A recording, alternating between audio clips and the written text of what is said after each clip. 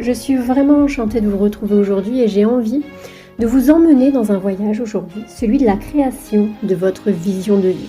Aussi bien votre vision pour l'année 2025 qui s'annonce qu'une vision vraiment à beaucoup plus long terme.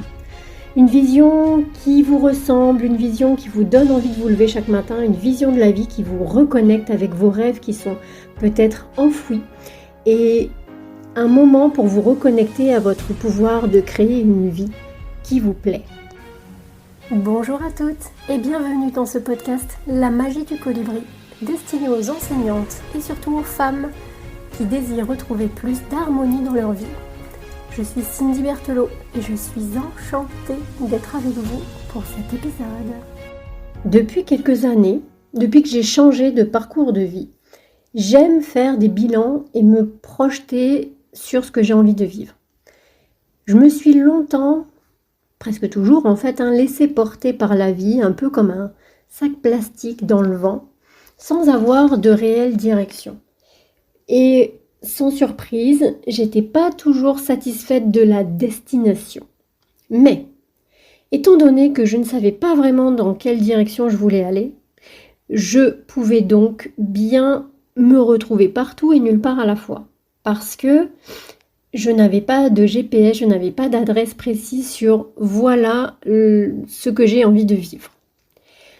Dans les premières formations en développement personnel que j'ai pu faire, il s'agissait d'abord d'établir notre vision. Mais alors ça a été un vrai chantier pour moi. Parce que je me suis rendu compte que j'avais des rêves, de vrais grands rêves, des envies, des ambitions, et que je n'agissais pas du tout en ce sens. J'agissais beaucoup dans la direction de la recherche de sécurité, dans le fait de m'éloigner du danger, je me dirigeais aussi de manière très impulsive également, sans avoir vraiment de réflexion à propos du pourquoi est-ce que je fais ce que je fais. Alors heureusement pour moi, dans cette façon de me diriger, j'étais malgré tout à l'écoute de mon autorité intérieure sans le savoir. Donc l'autorité, pour celles qui ont déjà écouté des épisodes précédents, en Human Design, en fait, l'autorité, c'est la façon la plus juste pour nous de prendre nos décisions.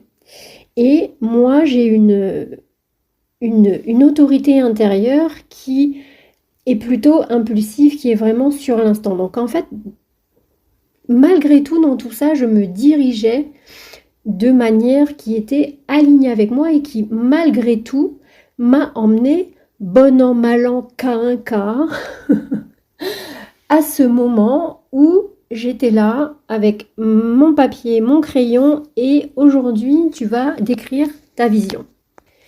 Donc cette façon de me diriger jusqu'à maintenant, cette manière instinctive de me guider, m'avait effectivement fait vivre des expériences douloureuses, mais l'important c'était que là, ce jour-là, j'étais là, à ce moment-là, et que ce moment-là allait vraiment bouleverser réellement ce qui allait se passer dans la suite de ma vie.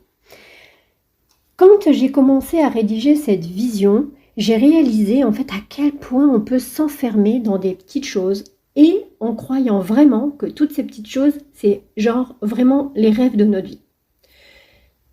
J'ai réalisé à quel point on n'ose vraiment pas rêver grand. J'ai réalisé à quel point on ne s'autorisait pas à visualiser de belles choses. Moi, je viens d'un milieu qui est modeste. Ce qui fait que dans ma famille, j'étais déjà celle qui s'était élevée socialement. J'avais celle qui avait fait le plus d'études, qui avait eu le plus de réussite scolaire, etc., qui avait un bon boulot, un bon salaire, etc. Donc, j'étais déjà dans la réussite. Donc, j'étais dans cette position où, en fait, imaginez avoir un bon salaire, la sécurité de l'emploi, j'avais une maison, un mariage, des enfants, et bien que tout ça, finalement, ça suffisait pour me rendre heureuse, que aller dans mon immense grand rêve, en aller rajouter, faire quelques voyages pour découvrir un peu le monde, et puis qu'ensuite j'attendrai la retraite pour pouvoir vraiment profiter de la vie, entre guillemets. Ça, c'était finalement ma vision un peu basique du bonheur telle qu'elle est finalement véhiculée autour de nous.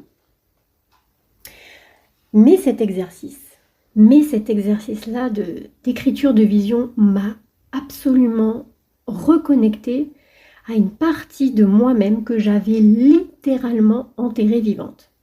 C'était une partie de moi, celle qui vient de la petite Cindy, qui était ambitieuse, qui était rêveuse, qui avait un côté aventurier et qui avait envie de tellement de choses dans sa vie. J'avais vraiment des grands rêves quand j'étais petite. Je voulais être chirurgien cardiaque. Et puis, je voulais après devenir chirurgien spécialisé dans la séparation des siamois.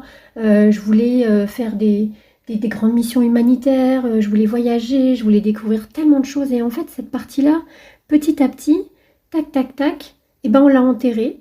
On a mis par-dessus tout ça des petites couches de raisonnabilité, on va dire.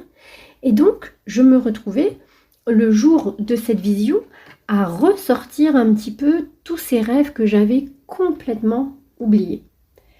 Donc, je me suis prise au jeu et j'ai créé cette vision. Et cette vision, depuis plusieurs années maintenant, je l'ajuste. Certaines choses s'y sont ajoutées, certaines choses ont été enlevées parce que finalement, pas si importantes que ça. Mais le fond de cette vision est resté absolument le même. Et ce qui est fou, c'est que, sans que je m'en aperçoive, ma vie a réellement pris le chemin de cette vision. Une grande partie de ce que je vis aujourd'hui, je l'ai écrit d'une manière ou d'une autre, noir sur blanc, il y a plus de 3 ans maintenant. Non, il y a 3 ans. La vie n'a pas forcément pris le chemin le plus doux pour m'y emmener, mais il faut bien que la pluie tombe pour faire pousser les plus grands arbres, j'ai envie de dire. Là, ce que je fais actuellement, mon activité d'accompagner, les relations personnelles et professionnelles que je crée, le fait que ma mère vive en France avec nous, alors qu'il y a encore quelques mois, elle ne l'envisageait pas du tout, ma relation avec mes enfants, tout ce que je découvre avec émerveillement, tout ça, en gros, c'était écrit sur ce papier, noir sur blanc. Pas exactement comme je le vis maintenant, mais en un sens, c'était écrit. Alors moi, je conseille à tout le monde d'avoir une vision. J'adore écouter des gens qui ont de très très belles réussites dans la vie et j'adore écouter d'où vient leur rêve, comment ils vivaient leur rêve et que ce soit dans le domaine sportif, politique, dans les artistes, la musique, toutes ces biographies, enfin ces gens, les acteurs, etc., d'où ils sont partis et comment ils sont arrivés là où ils en sont. Et j'adore les écouter parler et ils ont tous un point commun. C'est qu'ils avaient une grande vision. Une grande vision.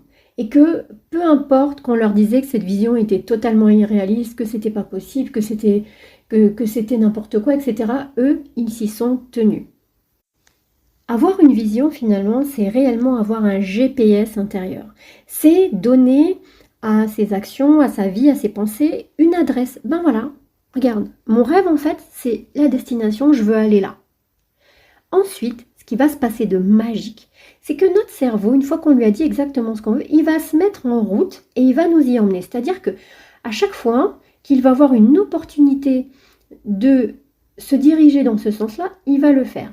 Et il va se laisser beaucoup moins distraire par le bruit autour de nous et par les mouches qui nous passent sous le nez.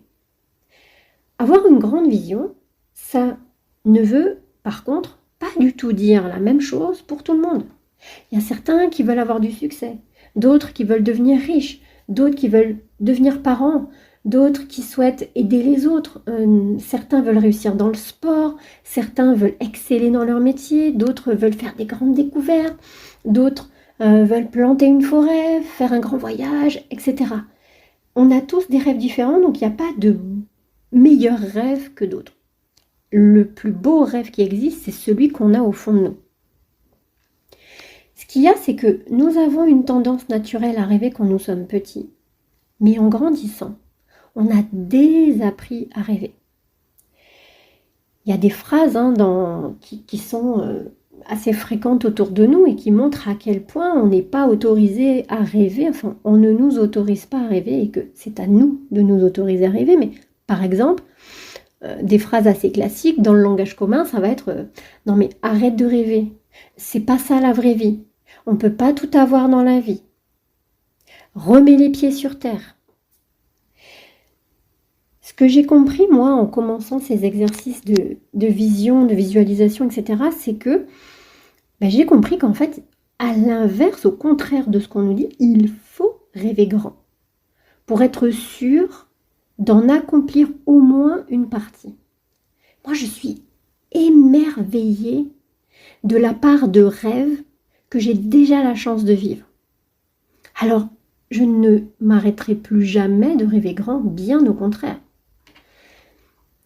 Pour moi, ne pas rêver, c'est se condamner à vivre une vie qui ne nous inspire pas. C'est vraiment l'image que j'ai donnée au début, là, d'être un sac plastique et puis qu'on est un peu jeté aux quatre coins en fonction de l'orientation du vent. Alors que quand on a un rêve, en fait, eh bien, c'est nous qui allons souffler et créer le vent pour nous emmener là où on veut.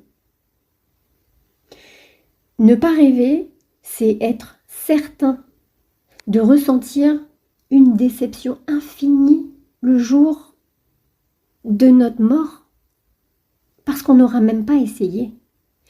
Et que, évidemment, que si on n'a pas essayé, on n'aura pas réussi grand-chose. Alors maintenant, moi j'incite et j'apprends maintenant à mes enfants à le faire aussi, alors que je n'étais pas du tout ce genre de personne. Moi je trouvais qu'il fallait être réaliste, non, parce que tu comprends, tu peux être déçu, si ça marche pas, tu vas être déçu, etc. Je vais y revenir là-dessus sur la déception, mais aujourd'hui, je fais l'inverse. J'incite mes enfants et je leur montre des techniques vraiment de comment on crée sa vision. Et même si ces rêves peuvent paraître complètement démesurés, moi mon fils il me sort des trucs qui peuvent paraître complètement dingues, qui peuvent paraître impossibles à réaliser, je l'incite, je vais avec lui dans le rêve, on l'approfondit, on va l'étendre, on va le faire grandir ce rêve. Parce que je veux que mes enfants aient des grands rêves. Ce qu'il y a, c'est que ce que j'ai pu constater en travaillant avec les adultes, c'est que parfois, en fait, on ne sait pas de quoi on rêve vraiment. On ne sait pas ce qu'on veut. On ne s'est tellement pas donné l'autorisation de rêver, ça fait tellement longtemps qu'on ne s'est pas donné cette autorisation de rêver, qu'on a complètement déconnecté ce circuit dans notre cerveau. C'est comme si on avait occulté une partie et qu'on avait fermé la porte en disant non, ça, on laisse tomber. On a perdu la route qui nous mène à ça. Il y a des gens qui ont réellement étouffé leurs rêves sous des couches de désir et d'aspiration raisonnables. Et puis, il y a aussi quelque chose de très très fort qui empêche de rêver. C'est la peur de la déception, la peur de l'échec. Nous avons peur de décevoir, nous avons peur d'être déçus de nous-mêmes si nous échouons, si jamais ce rêve n'est jamais atteint. Je pense qu'on a tous déjà essayé quelque chose dans notre vie qui a échoué, qu'on n'a pas réussi. Et nous avons très certainement ressenti plusieurs émotions désagréables comme je suis déçue parce que j'ai pas réussi, j'ai honte parce que j'ai pas réussi, je suis triste d'avoir peut-être déçu des gens autour de moi, etc., etc. Alors, souvent, pour ne pas revivre ces émotions-là qui sont extrêmement désagréables, on va abandonner. Non, mais c'est pas fait pour moi, je suis pas capable, et puis je suis pas si malheureuse que ça, c'est plutôt bien ce que je vis. Moi, j'ai vécu ça 1000 fois. Le fait de décevoir et de me décevoir. Mais, ne pas rêver me protège peut-être de la déception, du fait que ce rêve, finalement, je ne vais pas échouer, mais ne vivre aucun de mes rêves, c'est aussi tellement décevant. Donc finalement, ne pas rêver pour ne pas être déçu, ça génère au moins autant, et je dirais même, si ce n'est plus, de déception. Ne pas rêver est pire que d'être déçu d'avoir essayé et échoué. Ne pas essayer, c'est extrêmement décevant. Et il n'y a pas d'âge pour rêver. Ce n'est pas autorisé seulement aux enfants. Moi, je vous ai dit, j'adore ces histoires inspirantes de gens qui vivent leurs rêves, mais à tout âge. Il n'y a pas, tant qu'on est en vie, en fait, on peut vivre nos rêves. Il n'y a pas d'âge pour ça. C'est pas seulement autorisé aux enfants. Et je trouve ça triste, en fait, qu'on abandonne nos rêves à un moment donné de notre vie. Notre monde, là, notre société est tellement réaliste, tellement fataliste, tellement basé sur la crainte, sur la peur. Depuis que je suis gamine, je vois aux infos tout le temps qu'on vit de la récession, c'est la crise, et crise sur crise, et le monde, il y a toujours une guerre, des guerres, enfin, c'est toujours le chaos, depuis toujours. Et on pense même qu'être réaliste et avoir les pieds sur terre, c'est une qualité. Alors que pourtant c'est d'un triste. Mais heureusement qu'il y a des grands rêveurs dans ce monde, parce que sinon, je ne serais tout simplement pas du tout en train de vous parler là, sans toute cette technologie qui existe, parce qu'un jour quelqu'un était capable de rêver, d'imaginer qu'on pouvait faire passer des informations comme ça, sans fil. Moi, c'est un truc qui m'hallucine toujours. On ne prendrait pas l'avion, je ne serais tout simplement... Enfin, si, j'aurais peut-être pu venir en France en bateau, en mettant 1 mois et demi. Mais c'est grâce à quelqu'un qui s'est dit un jour, moi, je vais voler. Heureusement qu'il y a des gens qui rêvent sur cette planète. Heureusement qu'il y a des gens qui essayent et qui n'abandonnent pas.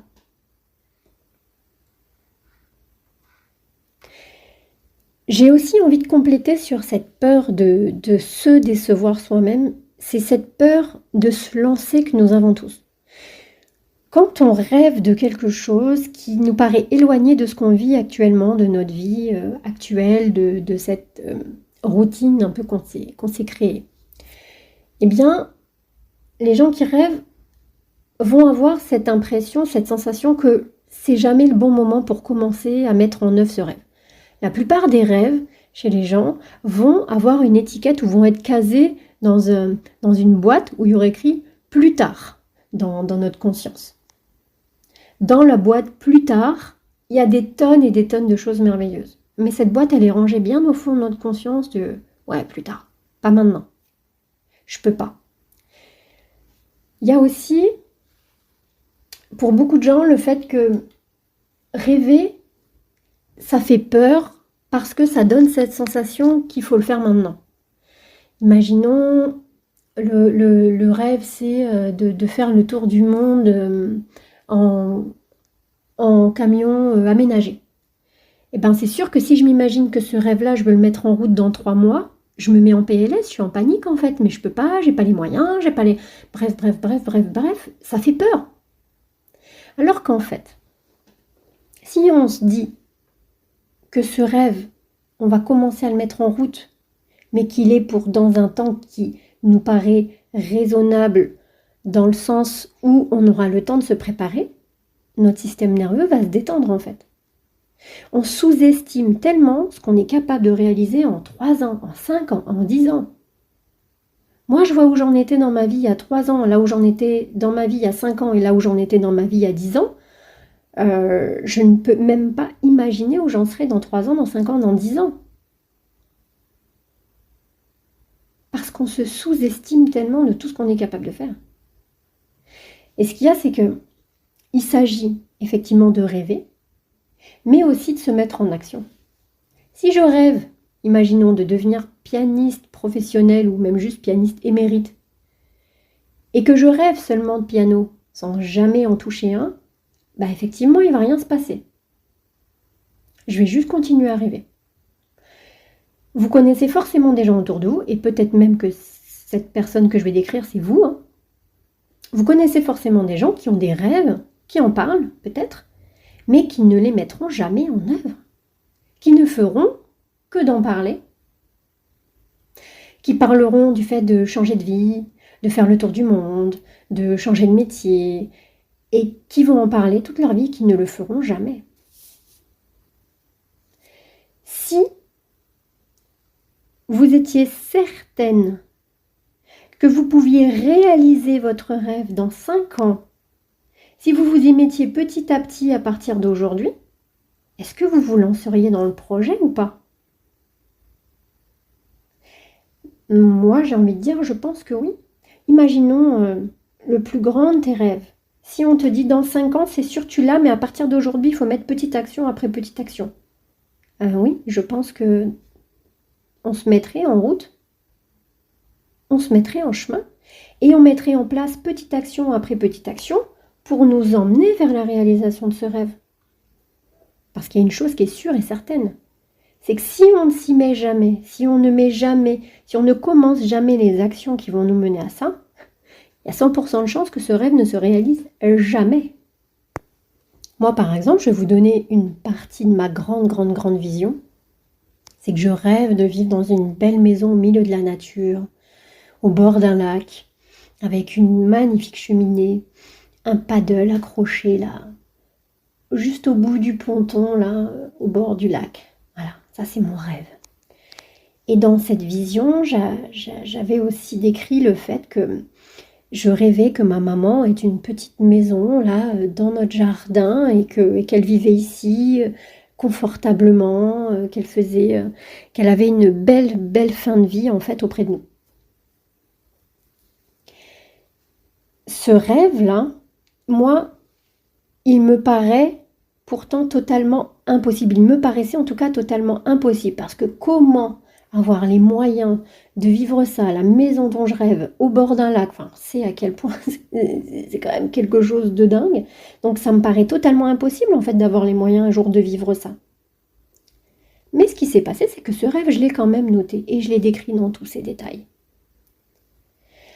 L'année dernière, pour mon anniversaire, j'ai eu un paddle. Alors, c'était pas le fruit du hasard, hein. J'ai fait des demandes plus qu'explicites, qu'on soit bien clair. Mais, faire cette demande de paddle, pour moi, c'était déjà le premier pas vers cette maison, vers la réalisation de ce rêve. Quand je voyais cette grande vision-là, c'était mais par quoi je peux commencer? Quel est le petit élément que je peux prendre là-dedans qui m'y emmène? Ah ben je pouvais commencer par le paddle. Et c'est ce que j'ai fait. Et puis quelques mois plus tard, ma mère au téléphone m'a dit bah, c'est décidé en fait. Je viens en France, mais ensuite je ne repars plus. Et ça, c'était encore un pas vers cette vision. Alors, petit à petit, je vois les éléments de cette vision qui se mettent en place. Mais si j'avais pas de vision, ben je verrais que des éléments complètement dispersés qui se passent comme ça un peu au fil de l'eau dans ma vie. Toujours cette image du sac plastique qui se fait balloter dans le vent. Aujourd'hui, moi, à chaque fois que je vais faire du paddle, à chaque fois que je passe près des maisons au bord de l'eau, quand je vais sur un lac, mais ça me met tellement en joie d'imaginer laquelle de ces maisons serait la mienne, de m'inspirer, ah bah oui, ça j'aime moins, ça j'aime pas trop ce style, ah ouais, tiens, ce système de ponton là est vraiment génial, oh là c'est trop près des voisins. Alors qu'avant, je vivais plutôt de la frustration de me dire, ah mais ça c'est pour les gens qui sont riches, ça c'est blablabla, et en fait je ne vivais que la frustration de ça, ce sera jamais pour moi.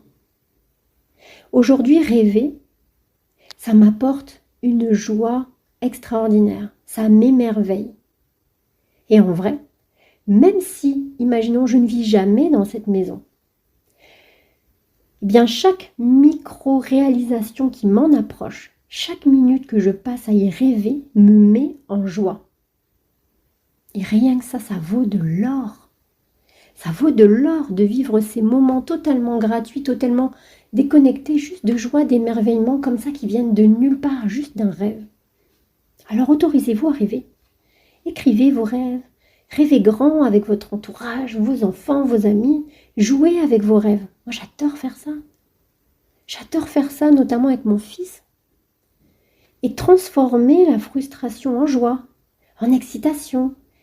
Rêver pour moi, c'est comme de faire une commande. Je commande un de mes rêves sur le site Amazon de la vie. Moi, j'ai commandé ma maison en fait. Moi, je l'ai commandé sur le site Amazon de la vie. Et maintenant que j'ai fait cette commande, c'est comme si je savais que ma commande était en route. Je ne sais pas quand elle va arriver, mais elle va arriver un jour. Et ce cadeau, il n'est même pas encore là dans ma vie, que je suis déjà heureuse juste de l'avoir commandé. C'est pas dingue ça? Vous n'êtes pas heureuse quand vous avez commandé, même si c'est pas encore arrivé, vous êtes juste heureuse parce que vous savez que vous allez l'avoir. Vous n'êtes pas heureuse de savoir que vous partez en voyage avant même d'avoir préparé la valise ou mis un pied dans l'avion. C'est pareil avec les rêves en fait. Ça rend heureux avant même que ça se réalise. Moi, chaque rêve que je fais, c'est une commande que je réalise. Et je me dis, voilà, ma commande est en chemin. Construire sa vision et comment on peut la mettre en œuvre petit pas par petit pas, c'est un thème que j'affectionne vraiment énormément. J'ai adoré travailler ça avec des enseignantes, avec des femmes en privé notamment. Et ce qui était dingue, c'est que pendant les temps, les mois où je les accompagnais, c'est qu'on voyait cette vision qui se mettait en route. Et j'ai vu des trucs absolument extraordinaires qu'on n'imagine même pas. On a l'impression que ça vient d'un film. Tellement, à partir du moment où on pose un rêve, on a l'impression que les choses se mettent en place comme par magie. Des trucs qui débarquent là comme par hasard. J'ai vraiment vu des trucs absolument extraordinaires se passer. Donc, ça a renforcé chez moi cette croyance que rêver, ça paye toujours. Et moi, j'ai envie de savoir, est-ce que vous autorisez à rêver? Quels sont vos rêves? Et j'ai envie que vous vous posiez la question de par quoi est-ce que vous pouvez commencer pour mettre vos rêves en route? Passer la commande et commencer à faire des petites actions pour aller vers la réalisation de ces rêves. J'ai créé un espace en décembre, là, ce mois-ci, un espace membre qui s'appelle Pépites de vie. Et chaque mois, dans cet espace membre qui fonctionne par abonnement, je viendrai partager avec vous des outils, des réflexions, des actions concrètes, vraiment quelque chose de plutôt très construit, qui vont vous permettre chaque mois d'acquérir des outils vraiment puissants en développement personnel. Et dans ce cadre-là, dans le fait de réfléchir et de mettre en place des actions concrètes qui vont permettre d'avancer vers nos rêves et de bâtir une vie qui nous inspire vraiment, le mois prochain, au mois de janvier, il sera vraiment consacré à comment je peux créer cette vision claire et alignée, même si pour le moment j'ai l'impression que j'ai pas de rêve, que je sais absolument pas ce que je veux. Et puis aussi comment je passe de cet état où je ne sais pas à je sais, et aussi comment je passe à l'action petit à petit sans se laisser paralyser par la peur. J'ai peur de l'échec, j'ai peur de ne pas y arriver, j'ai peur de me décevoir, de rêver trop grand, d'être trop ambitieuse, d'être trop rêveuse, etc., etc. Ça, ce sera le sujet du mois de janvier, parce que quel meilleur moment qu'un début d'année pour non pas écrire des résolutions totalement inutiles qu'on va abandonner au bout de 2 mois, mais plutôt pour créer quelque chose qui va être vraiment hyper porteur pour les mois et les années à venir. Cet espace, qui s'appelle donc Pépites de vie, fonctionne sous forme d'abonnement, sans engagement, pour que cet espace soit vraiment un espace de totale liberté. C'est-à-dire que je viens chercher ce dont j'ai besoin, le jour où je n'en ai plus besoin, le jour où ça ne me plaît pas, je peux juste m'en aller. Donc, mois de janvier, je vais vous guider pour vous reconnecter avec vos rêves enfouis. On va aller surmonter les peurs qui empêchent de rêver grand. On va aller définir les premières étapes qui vont être accessibles pour pouvoir donner vie à votre vision. Parce que rêver, c'est merveilleux. Mais c'est en y mettant de l'action que la magie va réellement opérer.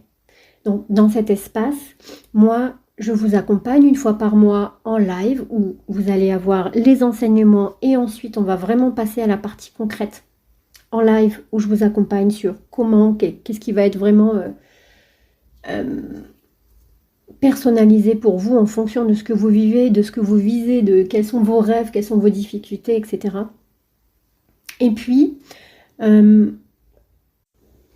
vous inscrivant aujourd'hui, vous retrouverez déjà dans cet espace la classe du mois de décembre qui s'appelle Celle qui remercie la vie, qui permet de vivre votre vie avec une immense gratitude. C'est une classe puissante qui vient vraiment vous reconnecter à la beauté, à la magie de la vie. Vous retrouverez également dans cet espace 2 formations bonus qui sont Pulvéristé Prep et Mastery of Time, qui sont 2 formations qui changent la vie sur la gestion du temps et de l'organisation pour vivre justement une vie qui est beaucoup plus alignée, plus sereine. Ces formations ont littéralement déjà changé des vies, je les adore, vraiment j'affectionne particulièrement ces programmes et je suis vraiment heureuse de vous les mettre à disposition dans cet espace membre. La valeur de ce que contient déjà l'espace membre est de plus de 240 €, auquel vous pouvez avoir accès pour seulement 77 € par mois, aujourd'hui en vous inscrivant. Et dès le mois de janvier, vous accéderez à la classe pour devenir celle qui crée sa vision, qui aura lieu début janvier. Donc je terminerai aujourd'hui avec cette pensée. Donc, tout commence par un rêve. Si vous n'avez pas encore clarifié votre vision, aucun problème. Prends un moment pour t'y pencher. Ouvrez un carnet, explorez, écrivez, imaginez. Donnez-vous la permission de rêver sans limite, sans juger, sans modérer, comme si demain vous aviez une baguette magique et vous pouviez vivre absolument tous vos plus grands rêves. Parce que ce rêve, c'est la graine de votre future réalité. Ce rêve, il va grandir, en fait, vous allez l'arroser petit à petit, il va grandir. Comme moi, mon rêve de cette maison, en fait, il va grandir petit à petit. Et puis j'ai envie que vous gardiez ça en tête. C'est que chaque petite action, aussi minuscule soit-elle, vous rapproche de ce rêve. Alors posez-vous la question, quelle est votre vision pour 2025 ? Quel est ce rêve qui vous fait vibrer ? Et puis par quoi est-ce que vous allez commencer aujourd'hui pour pouvoir le réaliser ? Et quand je parle de votre vision de 2025, si c'est trop proche, si vos rêves sont plus grands, mais visez plus loin, visez 2028, 2030. Alors si cet épisode vous a inspiré, partagez-le autour de vous.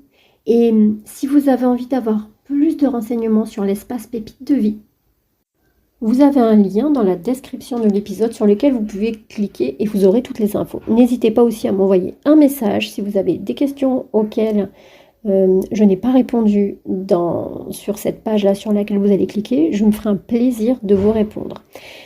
Alors je vous dis à très très bientôt. Rêvez grand et à très vite. Merci infiniment d'avoir écouté cet épisode de la magie du colibri que j'ai eu un immense plaisir à enregistrer.